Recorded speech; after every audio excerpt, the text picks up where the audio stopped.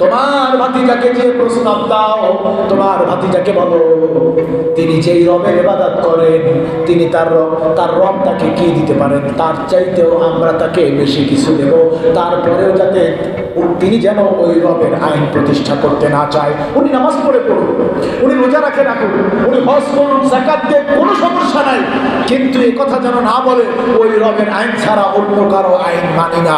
মুহাম্মদ সাল্লাল্লাহু আলাইহি সাল্লামের সাথে আবু জাহেলের শত্রুতা ছিল এক জায়গায়, সেটা হলো মুহাম্মদ সাল্লাল্লাহু আলাইহি সাল্লাম বলছেন আমি আইন মানব আল্লাহর, আর আবু জাহেল বলেছেন আমি যে আইন তৈরি করব ওই আইন মানতে হবে। চ্যানেলটি সাবস্ক্রাইব করে আমাদের সঙ্গেই থাকুন।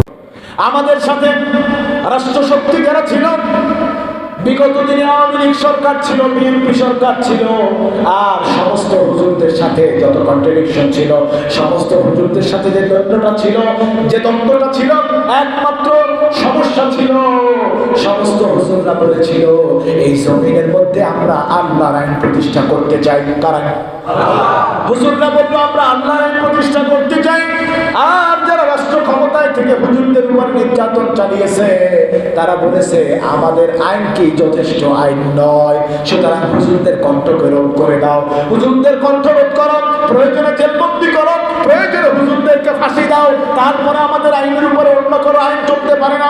আমি মনে করি এই যারা আলেম ওলামাদের কণ্ঠকে রোধ করার চেষ্টা করেছে তারা শুধু আলেম ওলামার কণ্ঠকে রোধ করে নাই, তারা আল্লাহর বিধানকে রোধ করার চেষ্টা করেছে।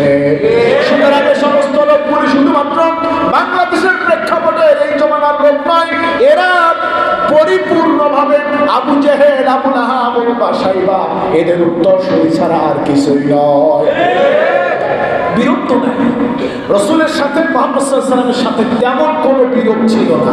রসুলকে নামাজ পড়তে নিষেধ করেন নাই, রোজা রাখতেও নিষেধ করেন নাই, হজ করতে, যাকাত দিতে, দান সদকা করতে কিচ্ছু নিষেধ করেন নাই, শুধু নিষেধ করেছেন মুহাম্মদ যেন না বলে ওই আল্লাহর আইন চলবে, অন্য কারো আইন মানি না, এটা হবে না। সুতরাং আইন চলবে আমাদের, মুহাম্মদ তুমি যা করার করো, শুধু একটা করো না।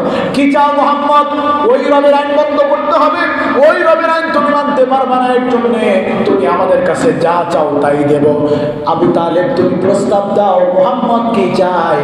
নারী চাইলে নারী দিব, বাড়ি চাইলে বাড়ি দিব, সম্পদ চাইলে সম্পদ দেব, তারপরে যেন মুহাম্মদ সেই রবের আইনের কথা না বলে।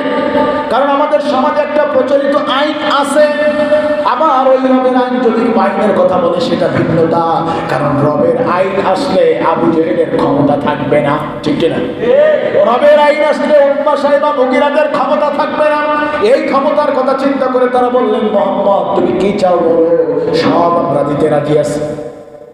যখন এই প্রস্তাব মুহাম্মদ সাল্লাল্লাহু আলাইহি ওয়াসাল্লামের কাছে দেওয়া হলো, আমার আপনার রাসূল বললেন চাচা তারা আমাকে যা দিতে চায়, সব যা দিতে চায় সব যদি দিয়ে দেয়, যা দিতে পারবে তাও যদি দেয়, আর যা তারা দিতে পারবে না, এমনকি আকাশের চাঁদ তারা আমাকে ধরে দিতে পারবে না, যদি আকাশের চাঁদ কিংবা সূর্যটাও তারা আমার হাতে ধরে দেয়, তারপরে আমি আমার রবের আইন থেকে দূরে সরে যাব না। আপনি স্পষ্ট জানিয়ে দিন আমি আমার রবের আইন থেকে দূরে সরে যাব না। সেই নবীর উম্মত কি আমরা না? আসতে বললেন যে সেই নবীর উম্মত আমরা না?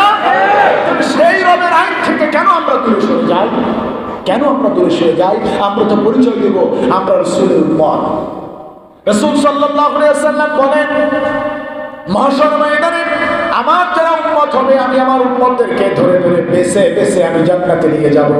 উম্মুল মুমিনিন আয়েশা সিদ্দিকা রাদিয়াল্লাহু তাআলা বলেছিলেন হে রাসূল আপনি কিভাবে আপনার উম্মত